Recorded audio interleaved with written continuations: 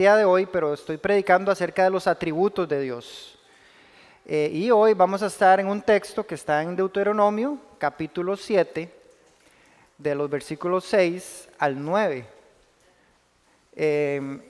Entonces este texto nos habla acerca del atributo de fidelidad, de que Dios es fiel.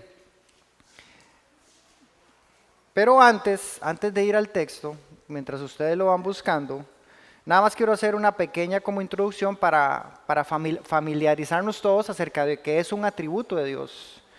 Entonces la primera pregunta que tenemos que responder es ¿a qué se refiere la Biblia o a qué nos referimos cuando hablamos de un atributo de Dios y por qué esto es importante para nosotros conocerlo? Bueno, entonces la definición de un atributo podríamos decirlo que es una cualidad o una característica del carácter de Dios. Y es importante para nuestras almas conocer esto porque es bueno para nosotros como creyentes conocer más profundamente al Señor, llenar nuestra mente con conocimiento, porque eso va a mover nuestros corazones y eso va a hacer que podamos acercarnos a adorar mejor a Dios. Si lo conocemos mejor va a ser nuestra adoración. Si profundizamos más en conocer quién es el Dios de las Escrituras, seguramente ese conocimiento lo que va a hacer es que nos podemos mover en adorarlo de una manera mejor. El pastor Sugel Michelén tiene un dicho y él dice que si la teología que aprendemos no nos lleva a adorar a Dios de una mejor manera, es defectuosa. O sea, no sirve para nada, de nada sirve que nuestra mente esté constantemente alimentándose de verdades bíblicas si eso no hace que nuestro corazón se rinda en adoración a nuestro Señor.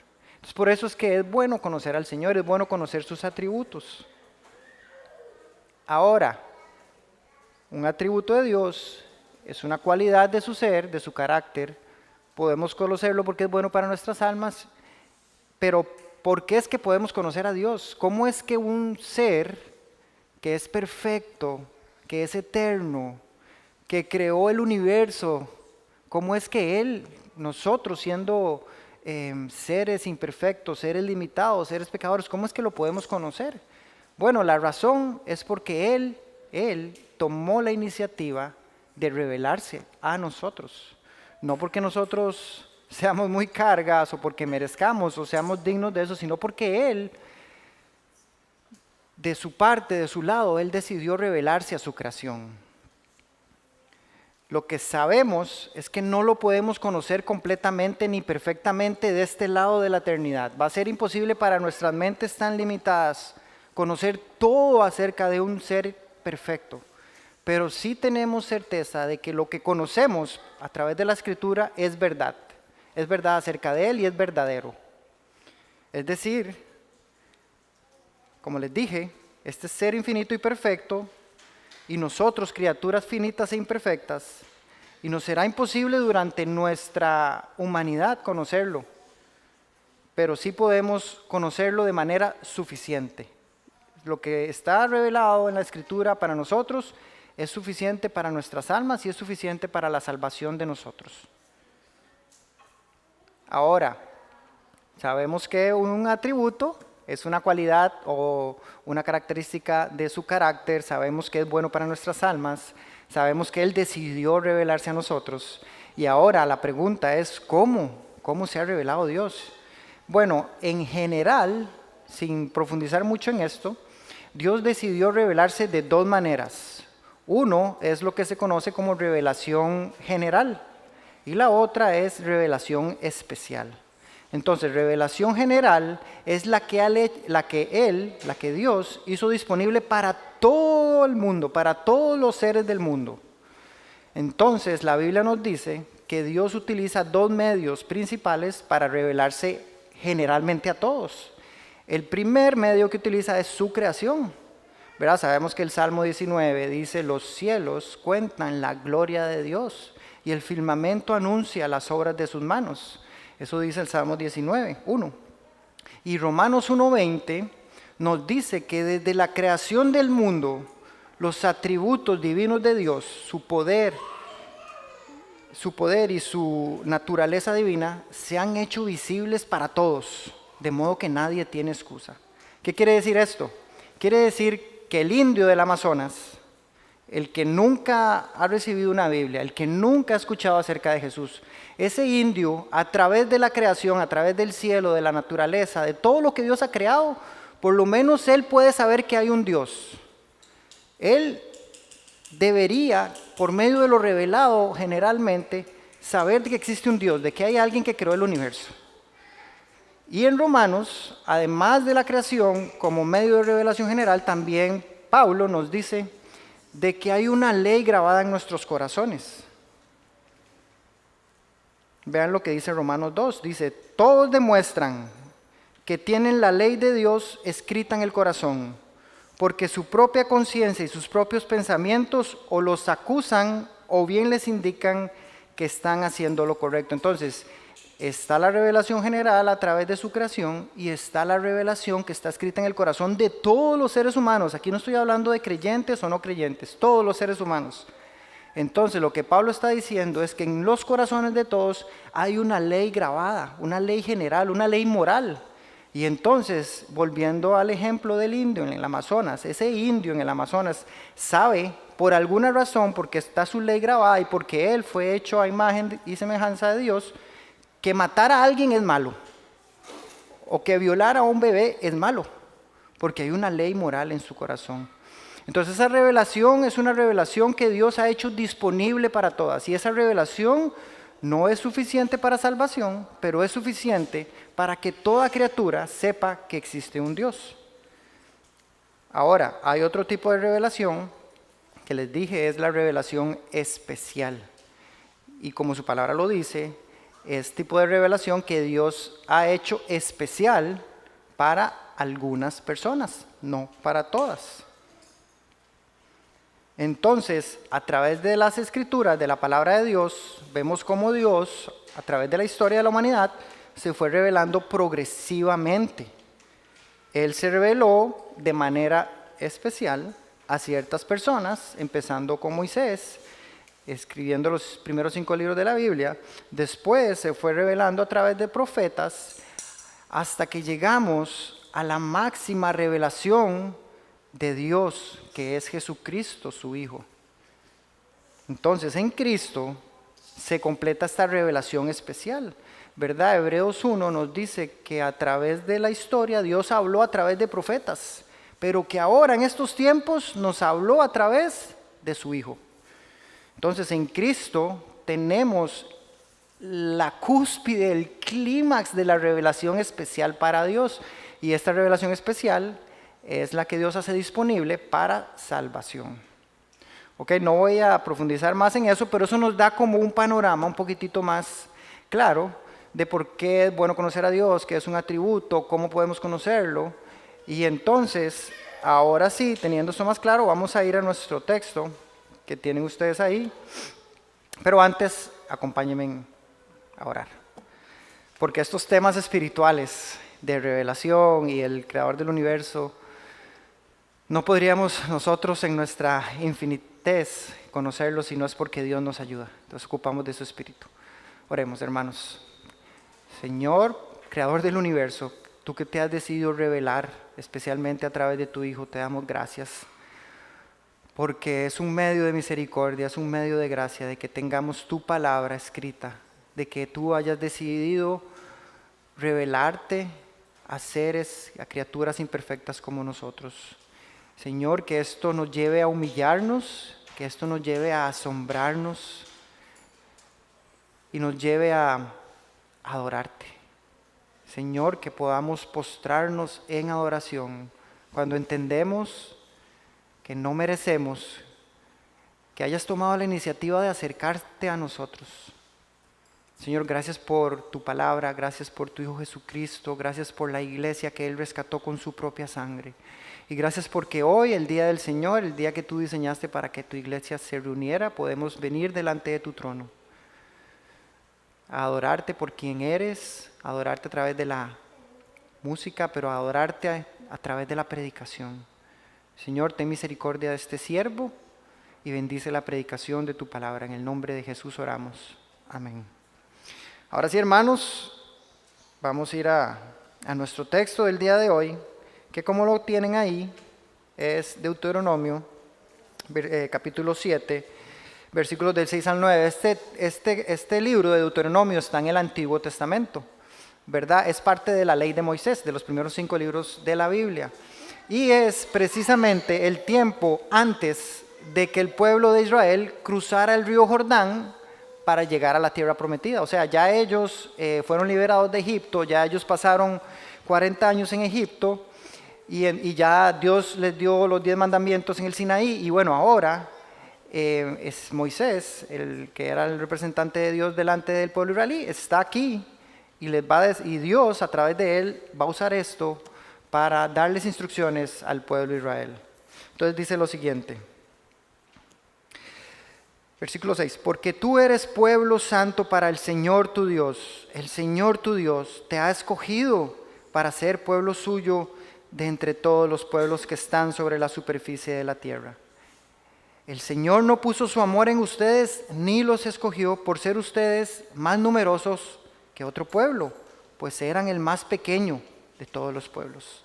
Mas porque el Señor los amó y guardó el juramento que hizo a sus padres. El Señor los sacó con mano fuerte y los redimió de casa de servidumbre, de la mano de Faraón, rey de Egipto. Reconoce pues que el Señor tu Dios es Dios, el Dios fiel, que guarda su pacto y su misericordia hasta 1000 generaciones con aquellos que lo aman y guardan sus mandamientos. Si pudiéramos como irnos para arriba y poder ver este texto de una manera general, lo primero que podríamos detectar es que hay algo que se repite muchas veces. Y cuando hay algo en un texto de la Biblia que se repite muchas veces es porque es importante. Y podemos ver que ese texto nos repite una y otra vez: el Señor tu Dios te algo, el Señor tu Dios te sacó, el Señor tu Dios te amó, el Señor tu Dios te amó, el Señor tu Dios es fiel. Nos quiere decir que la obra es del Señor, que todo lo que somos y todo lo que Él ha hecho por nosotros es obra de sus manos. Y quiero hoy, hermanos y hermanas, agarrar de este texto para predicarles acerca de 2 puntos o 2 encabezados. El primero es que la obra de escogernos, la obra de redimirnos y la obra de sostenernos la hace Dios porque Él es fiel. Y el segundo punto es que como Él es ese Dios fiel, Él quiere ser reconocido como el único y verdadero Dios. Él no quiere ser comparado con otros dioses. Entonces el punto número 1, de los versículos 6 al 8, como les dije, se repite y una y otra vez: Dios nos ha redimido, Dios nos ha escogido, Dios los ha santificado, Dios puso su amor sobre ustedes, Dios los sacó de servidumbre. Todo eso Él lo hace porque Él es un Dios fiel y porque por su fidelidad Él no puede fallar a su promesa. Si vemos el texto, creo que lo tienen ahí, yo no lo puedo ver, lo tienen ahí, el texto empieza con una palabra que es ¿por qué? Esa palabra ¿por qué? Es lo que llamamos una palabra de conexión, es decir, está conectando con algo que está antes. Y lo que está antes en los versículos del 1 al 5 es que Moisés les viene dando una advertencia al pueblo, les está como levantando una bandera roja, una advertencia, y le está diciendo al pueblo: ojo, cuidado, atentos, abran sus ojos, no vaya a ser que ahora que Dios les va a entregar esta tierra, ustedes se mezclen con otros pueblos paganos y terminen idolatrando a esos dioses. Él lo que les está diciendo es: no caigan en idolatría. Y la razón, esa palabra ¿por qué? Denota una razón. Y la razón por la que Dios les está diciendo eso, que no caigan en esta práctica idólatra, es porque lo que sigue: ustedes son el pueblo santo, el pueblo escogido para su Dios. Y la palabra santo en el contexto bíblico lo que quiere decir es que es separado. O sea, yo los agarré a ustedes, que eran un pueblo entre un montón de pueblos, los separé, los agarré, los escogí y los separó de ellos. y es separado con un propósito especial. Entonces Dios lo que les está diciendo es: yo a ustedes, que eran un pueblo común y corriente, los separé y les di un propósito, y ese propósito para el pueblo de Israel era glorificar o reflejar la gloria de Dios. En otras versiones de la Biblia, este mismo texto usa otras declaraciones acerca de lo que el pueblo significaba para Dios, y los llama que ellos eran propiedad exclusiva. También como eso significa que eran la posesión más preciada, es decir, como el tesoro especial de este Dios, del Rey de Reyes. Y entonces el pueblo de Israel, Dios lo separa, Dios lo hace santo para que sea suyo, su posesión. Y ahora, de cuando Dios los escoge, ya ellos no son su dueño. Ya ellos no son sus propios dueños, porque Dios los ha comprado para Él. Imaginen esto: de miles de naciones poderosas, de un montón de imperios de la tierra, mucho más numerosos que Israel, Dios los escogió, les dice Él. Y como les dije, no solo los escogió y los separó para darles un propósito, sino que dice que también puso su amor en ellos, en el versículo 7. Es decir, si nos imaginamos un recipiente como esto, Dios lo que hizo es que este es el pueblo de Israel, el recipiente del amor de Dios, y Dios vertió su amor sobre ellos. Y no solo eso, no solo los escogió, los santificó, puso su amor sobre ellos, sino que en el versículo 8 dice que los redimió de casa de servidumbre. Específicamente esta palabra redimir, para el pueblo de Israel, lo que les recordaba en su mente era el evento más importante de su historia. O sea, durante la historia de formación de este pueblo no había nada más importante que esta palabra redimir, y que contaba, les traía a ellos a la memoria cuando ellos, después de estar en Israel durante 400 años, siendo oprimidos y siendo esclavos de los israelitas, Dios los liberó, los redimió a través de Moisés usando las plagas. Eso es lo que Dios estaba trayendo a memoria de ellos. Y Dios les recuerda una vez más que fue Él quien los redimió y que los sacó de la casa de servidumbre de Faraón. Y esa palabra redimir tiene una connotación del mercado de esclavos, que para nosotros tal vez no sea algo común, pero lo que quiere decir la palabra redimir es que para ser liberado, para un esclavo ser liberado, como es algo imposible de hacer para él, porque él tiene una deuda impagable con su amo, solo hay dos formas de redimir al esclavo. Una forma de redimir a ese esclavo es que alguien pague la deuda, le pague al maestro y pueda ser redimido, o que haya un sustituto que tome su lugar. Entonces es como un tome y dame.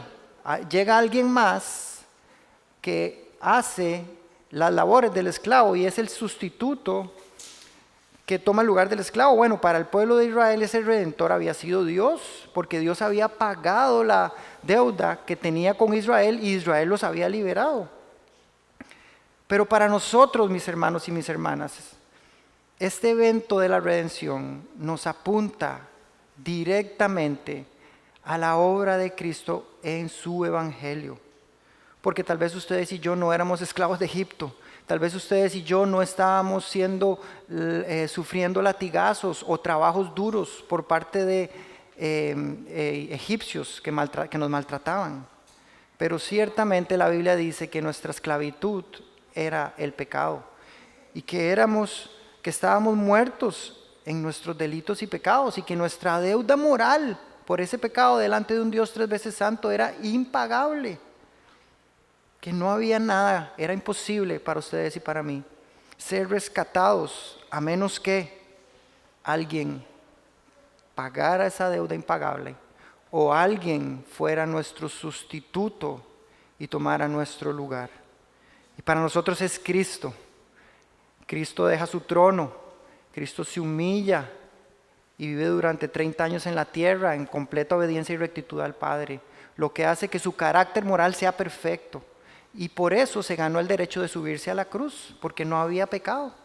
Y cuando se sube a la cruz y recibe la ira de Dios sobre sus hombros que ustedes y yo merecíamos, el documento de deuda moral que teníamos los que hemos puesto nuestra confianza en Él, queda de una vez para todas cancelado. La Biblia habla de que se le puso un sello a nuestro documento de deuda moral. Eso quiere decir que como cuando usted llega a la caja y le pone, al banco, perdón, y le ponen un sello, esa deuda es de una vez y para siempre cancelada. Y eso fue precisamente lo que hizo Cristo por nosotros en la cruz del Calvario. Él nos compra del mercado de esclavos, no con un precio de oro y plata, como dice primero de Pedro, sino con su sangre preciosa. No era nuestro valor, nosotros no valíamos ni una gota de sangre de ese Redentor, pero Él derramó toda su sangre para que ustedes y yo pudiéramos ser liberados y podernos acercar confiados al trono de la gracia. Por lo tanto, mis hermanos, y esta es una buena noticia, esta es una noticia buenísima. Ahora, el día de hoy, el pueblo escogido y separado, y al cual se le ha dado un propósito especial, no es el pueblo de Israel. No, mis hermanos, ahora, el día de hoy, su iglesia en toda la tierra, de la cual la iglesia bíblica de Playa Azul es una, es el pueblo que ha sido separado para Él, y es el pueblo al cual se le ha dado un propósito especial, y es el pueblo en el cual Él fue recipiente del amor de Dios y que Él redimió para sí. Así que todos nosotros, ustedes y yo, tenemos un común denominador, y ese común denominador es que hemos depositado nuestra fe y nuestra confianza en el Señor como nuestro Salvador. Y al igual que sucedió en el Antiguo Testamento con el pueblo de Israel, pero ahora nosotros como su iglesia, nosotros somos santos y separados desde antes de la fundación del mundo, dice Efesios capítulo 1, para que seamos hechos sin mancha y santos delante de Él. Y no solo fuimos escogidos, sino que fuimos separados con este propósito especial, que Primera de Pedro nos dice que es anunciar las virtudes de aquel que nos sacó. ¿De dónde nos sacó? De las tinieblas. ¿Y de dónde nos puso? En su luz admirable. Y dice que fuimos ese recipiente de amor eterno sobre el cual Él murió por nosotros. Y ahora, por último, nos ha redimido al rescatarnos de la esclavitud del pecado y comprarnos con su sangre. Hermanos y hermanas, pongan atención. Aquí es el punto más importante de este sermón. En el versículo 8 nos da la razón por la cual Dios hizo todo eso por nosotros. Dios nos santificó, Dios nos escogió, Dios nos amó, Dios nos redimió. Y el versículo 8 dice, porque Él guardó el juramento que hizo a sus padres. Es decir, la única razón por la que Dios hizo todo eso es porque Él es fiel a una promesa que ya hizo. Y por ser fiel a esa promesa, Él tiene que guardarla, tiene que guardar ese juramento que Él le hizo a sus padres. Él no puede mentir, Él no puede cambiar de opinión. Lo que Él ha dicho lo cumplirá. Y si Él hizo una promesa, tiene que guardar ese juramento, que es lo que nos está diciendo el texto. Todo eso Dios lo hace y nos deja claro que no es por los méritos del pueblo de Israel. Es más, el texto dice que los méritos del pueblo de Israel eran indignos. Ellos no hicieron nada para merecer eso, eran el pueblo más pequeño. Por el contrario, fue la obra del Señor. Y la obra del Señor siendo fiel a su promesa. Nosotros tampoco hicimos nada para que el Señor nos escogiera. Por eso es que se llama misericordia, porque no recibimos lo que merecemos. No hay ningún mérito en ello. Nuestros méritos delante de Dios, dice Isaías, son trapos de inmundicia. Es decir, los trapos de inmundicia en estos tiempos del Antiguo Testamento eran los trapos que usaban los leprosos. Y los leprosos, por su enfermedad, tenían llagas llenas de pus que les brotaba de sus heridas durante todo el día. Y eran considerados inmundos. Es más, cuando había un leproso cerca, la gente alrededor gritaba, inmundo, inmundo. Y él mismo tenía que gritar, inmundo, inmundo, para que todo el mundo se alejara. eran considerados escoria, no tenían ningún derecho, eran completamente apartados de la sociedad. Y esos trapos de ese leproso, imagínense los llenos de pus, de sangre, esos trapos Dios los compara con nuestras obras delante de Él. O sea, no sirven para nada, son obras sucias. Y que lo único que nosotros podíamos añadir a nuestra salvación era nuestro pecado. Dios nos ha escogido única y exclusivamente por su soberana gracia, por el beneplácito de su voluntad. Eso quiere decir porque Él le dio la gana. Y para que ninguno de nosotros se gloríe de que hay algo bueno en nosotros. Esta fidelidad de Dios, este atributo de que Dios es fiel, lo que significa es que toda palabra que ha salido de su boca, Él la llevará a cabo. Toda palabra que Él habló, toda palabra que Él exhaló y que está revelada por nosotros, Él la cumplirá. Es decir, no dejará ni un solo punto de aquí, ni una sola tilde de aquí, de prometerla, si Él la ha cumplido. Y esa promesa de la que está hablando este texto, que Él dice que guardó el juramento a sus padres, nos devuelve a la promesa que Dios le hizo a Abraham en Génesis 12.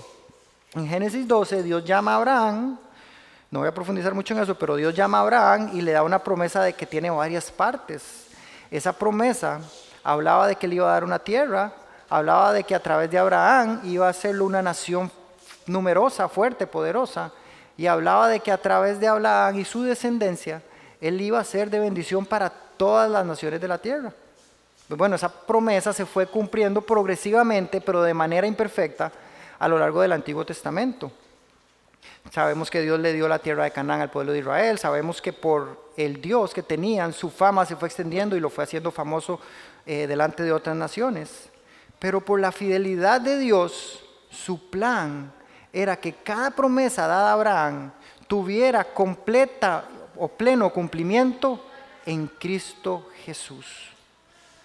Es decir, esa promesa hecha 1500 años antes de Cristo, quien iba a cumplir con cada punto de esa promesa era el Mesías, el Redentor que habría de venir, y ese es Cristo Jesús.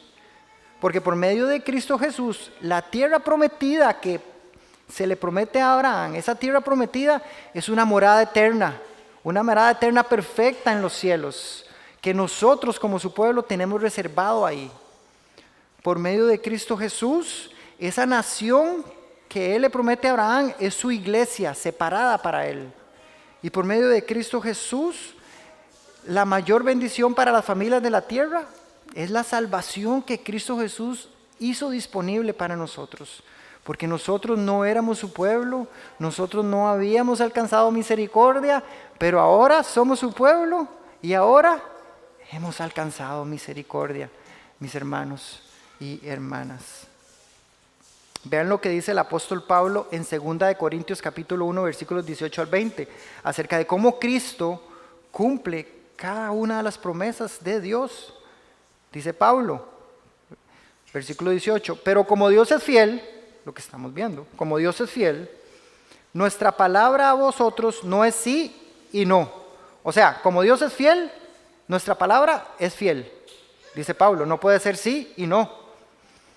Porque el Hijo de Dios, Cristo Jesús, que fue predicado entre vosotros por nosotros, no fue sí y no, sino que ha sido sí en Él. Versículo 20. Pues tantas como sean las promesas de Dios, en Cristo Jesús todas son sí. Por eso también por medio de Él, de Cristo Jesús, amén, para la gloria de Dios por medio de nosotros. O sea, Cristo es el sí de Dios a todas sus promesas.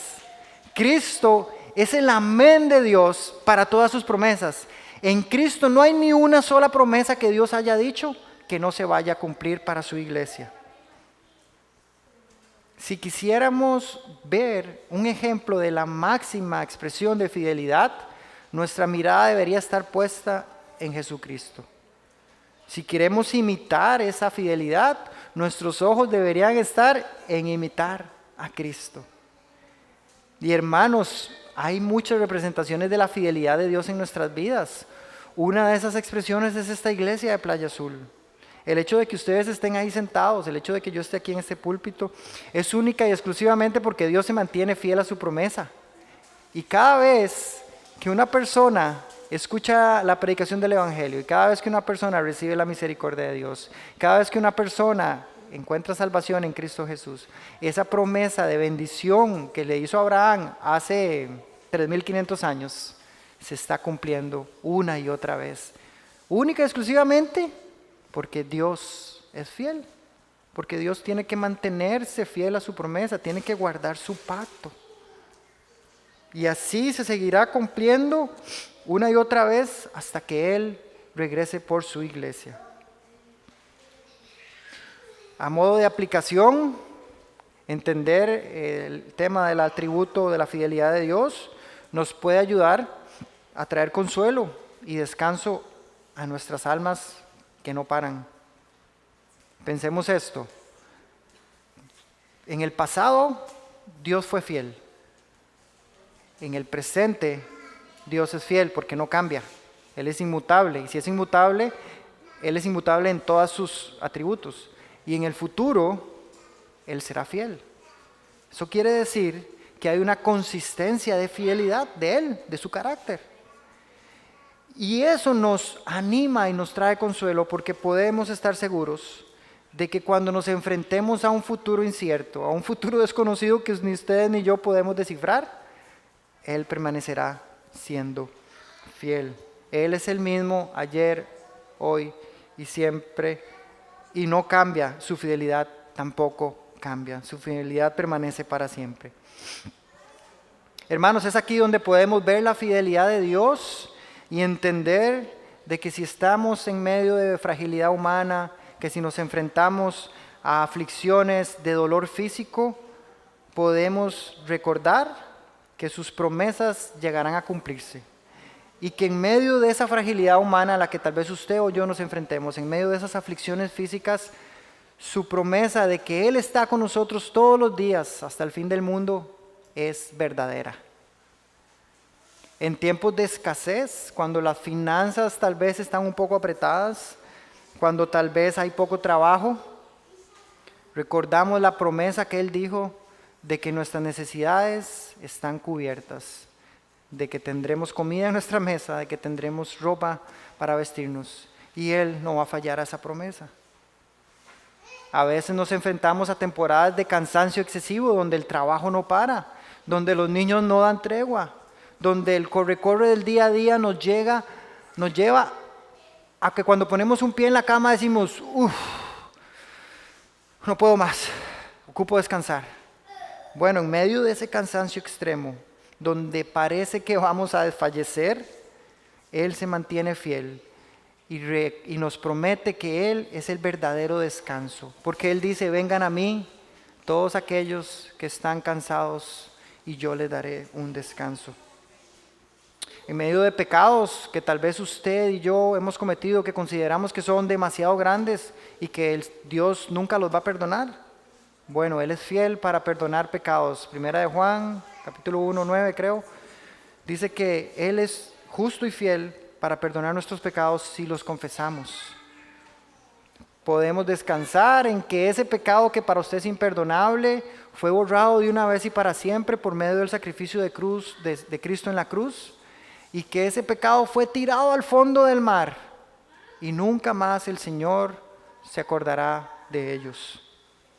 Y eso nos da una confianza de poder acercarnos a su trono, no con una condenación de lo que he hecho, sino en completa libertad de que ese pecado fue pagado por su sacrificio. También a veces pasamos por temporadas de cuestionamientos de nuestra fe y quiero alejarme de la iglesia, pienso que tal vez no vale la pena, que no estoy caminando correctamente con el Señor, siento que no avanzo, que mi fe está como estancada. Bueno, Él es fiel porque Él nos escogió y nos redimió, pero Él también promete que nos va a sostener hasta el final. Porque Él dice que la obra que Él comenzó la llevará a su completo término cuando Él regrese. Así que si Él comenzó la obra en nosotros, si fuimos sellados con su Espíritu, si somos su propiedad, ya no nos pertenecemos, somos propiedad exclusiva de Él, Él es fiel para sostenernos y para conformarnos de gloria en gloria a la imagen y a la estatura del varón perfecto que es Cristo. Por último, mis hermanos, ante un mundo que nos bombardea cada vez más y más fuerte a poner nuestra esperanza en cosas terrenales, en cosas vacías, en cosas como la plata, las posesiones, en títulos, en tener cierto prestigio, tenemos la certeza, la seguridad de que nuestra esperanza es una esperanza viva. Es una herencia incorruptible que está sellada en los cielos. Y tenemos la esperanza de que un día, hoy, más cerca que ayer, estaremos cara a cara delante de su trono, solo porque Él es fiel y lo ha prometido y no puede fallar a su promesa. Entonces, este fundamento de su fidelidad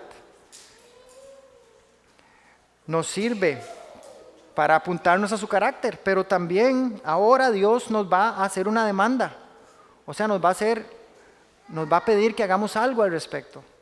Y es el segundo punto, que está en el versículo 9, y dice así, versículo 9, reconoce pues, por todo lo que les acabo de explicar, de eso es lo que Dios está diciendo, por todo lo que les acabo de explicar, de que yo fui quien los santificó, yo fui quien los escogió, única y exclusivamente porque soy un Dios fiel, reconoce, Iglesia Bíblica de Playa Azul, reconoce pues que el Señor tu Dios es Dios. Sí, que el Señor tu Dios es Dios, el Dios fiel, que guarda su pacto y su misericordia hasta 1000 generaciones con aquellos que lo aman y guardan sus mandamientos. Por su fidelidad, porque Dios es fiel, Él desea, Él anhela que nosotros lo reconozcamos como el único y verdadero Dios, que no haya en nuestras vidas otros ídolos, que no haya en nuestras vidas algo que compita con Él. Y lo hace de una forma de mandato, de una forma en verbo imperativo, reconoce. Eso no es algo que queramos o no hacerlo. Es una orden que nos está dando el Señor. Si yo hice todo esto por ustedes, ahora lo que demando de ustedes es que me reconozcan. Y esa palabra, la palabra reconocer, tal vez pueda sonar un poco como ambigua. Hay que aterrizarla un poquitito, hay que traerla aquí a la tierra. Y esa palabra reconocer, lo que quiere decir es que nos demos cuenta, es que abramos nuestros ojos, es que estemos atentos a las pequeñas muestras de gracia que Dios está haciendo en la vida de cada uno de nosotros. Y viendo eso con nuestros propios ojos, podamos darnos cuenta de que Él es el Señor. Primero, de que Él es Dios y que no merece ser comparado con otros dioses. Y porque Él es Dios, es un Dios fiel, dice el texto. Esta es precisamente la misma declaración que hace el salmista en el Salmo 100. Ojo lo que dice en el versículo 3. Reconozcan que Jehová es Dios. Lo mismo. Él nos hizo, no nosotros a nosotros mismos. Pueblos suyos somos y ovejas de su prado. Versículo 5. Y esta es la razón. Porque el Señor es bueno, para siempre es su misericordia y su fidelidad por todas las generaciones. Otra vez, nada más que otro autor de la Biblia nos dice que nuestra responsabilidad como su pueblo escogido es reconocer, es darnos cuenta de que Él es nuestro Dios, de que Él es un Dios incomparable y que Él no desea tener otros dioses a la par. Claro, para el pueblo de Israel, como les comenté, era un punto crucial en su vida como pueblo, porque estaba a punto de entrar a una tierra prometida donde habían otros pueblos paganos. Y para este pueblo de Israel era importante darse cuenta de que el Señor era Dios, de que Él era el único Dios. Dios quería ser su Dios exclusivo y Él sabía que al exponerse a estos pueblos paganos, muchas de sus costumbres y tradiciones los iban a influenciar y iban a abandonar la adoración al único y verdadero Dios y seguramente se iban a mezclar y adorar otros dioses. Pero Dios quiere hacerles recordar al pueblo de Israel, reconociendo lo que había pasado en su historia, desde que salieron de Egipto. Dios lo que les está diciendo es, dense cuenta que yo, Dios, fui su redentor, porque los rescaté del pueblo de Israel después de 400 años de esclavitud. Dios les está diciendo, no sean rápidos para olvidar todo el cuidado que yo tuve de ustedes como pueblo, con una columna de nube, con una columna de fuego cuando estuvieron vagando por el desierto, cuidando que no sufrieran de calor, cuidando que no sufrieran de frío.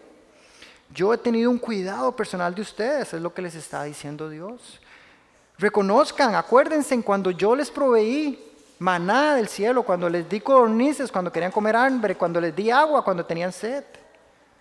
Y no se olviden, les está diciendo Dios, cómo yo cuidé sus corazones cuando les di los 10 mandamientos, la ley grabada, para que pudieran ver quién soy yo.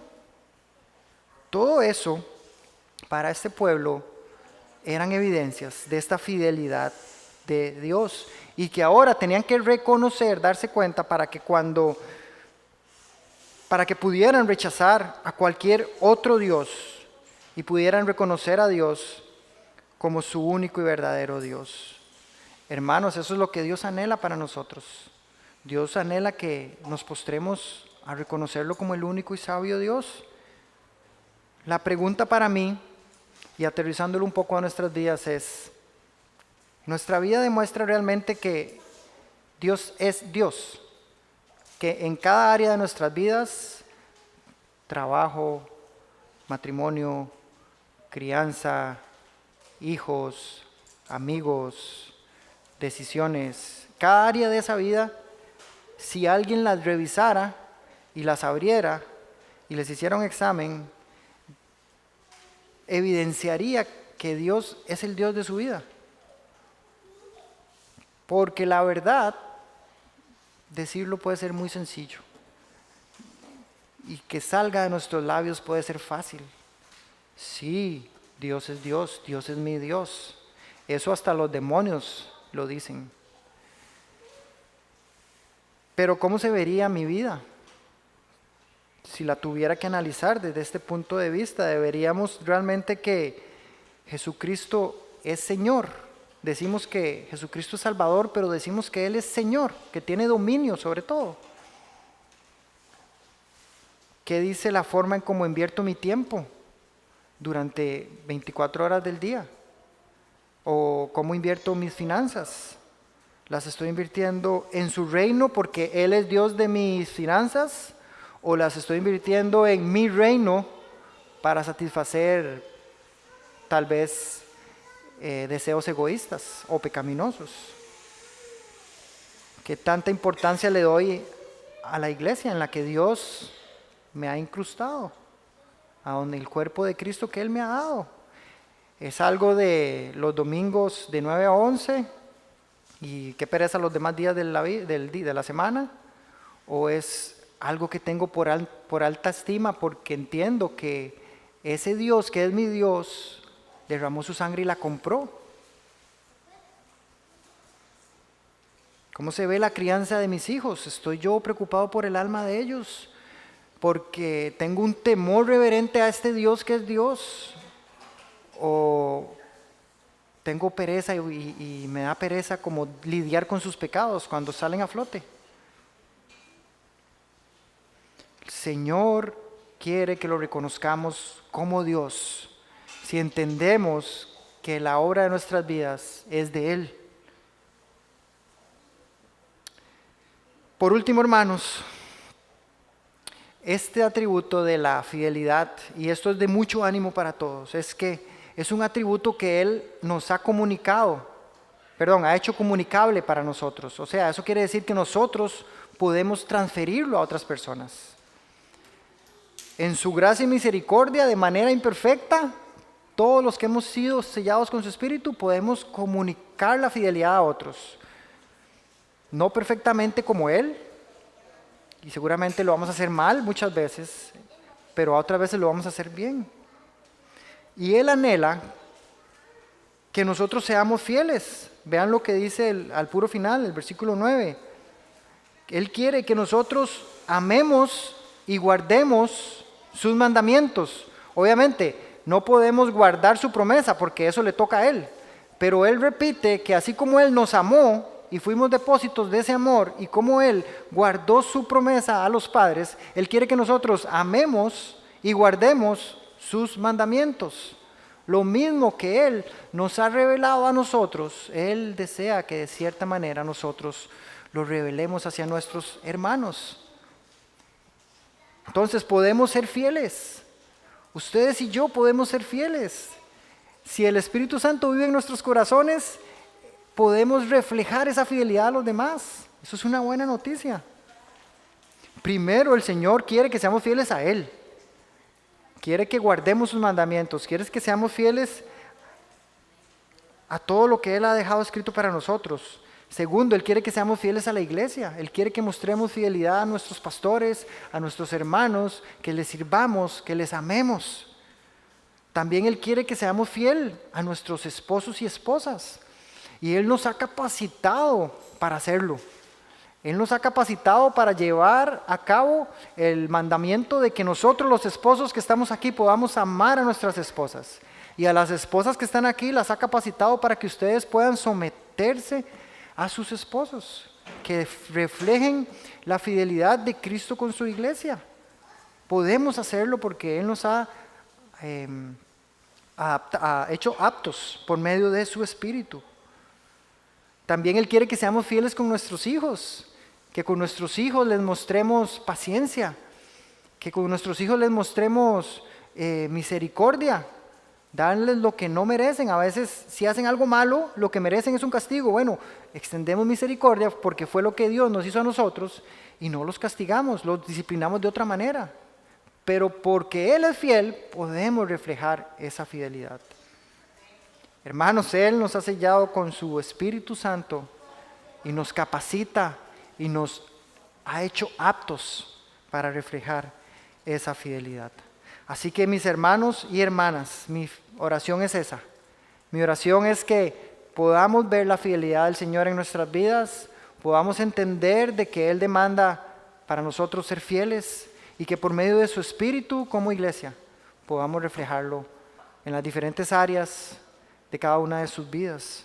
Así que pongámonos de pie, vamos a orar y vamos a pedirle al Señor que nos ayude a caminar como iglesia y que sigamos creciendo en vidas que reflejen que Él es Dios y que así como Él ha sido fiel con nosotros, nos esforzamos día a día por reflejar esa fidelidad. Oremos, hermanos. Señor Padre Celestial, gracias por tu fidelidad, gracias porque ni una sola promesa que ha salido de tu boca se quedará sin cumplir.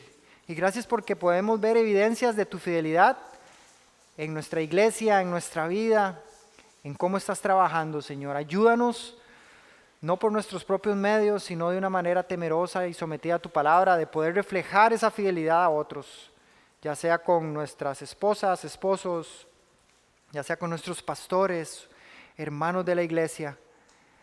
Señor, que podamos ser fieles a ellos, porque tú eres fiel. Señor, gracias por la iglesia que rescataste, por la iglesia que redimiste con el sacrificio de tu Hijo Jesús en la cruz. Señor, gracias porque nos sacaste del mercado de la esclavitud, del cual no podíamos ni queríamos salir, y nos has trasladado al reino de tu Hijo. Señor, ayúdanos a no tomar eso como poca cosa, sino a adorarte por la obra que has hecho en nuestras vidas. Y Señor, gracias por esta iglesia y gracias por tu palabra. En el nombre de Cristo Jesús oramos. Amén. Creo que vamos a adorar a través de la música.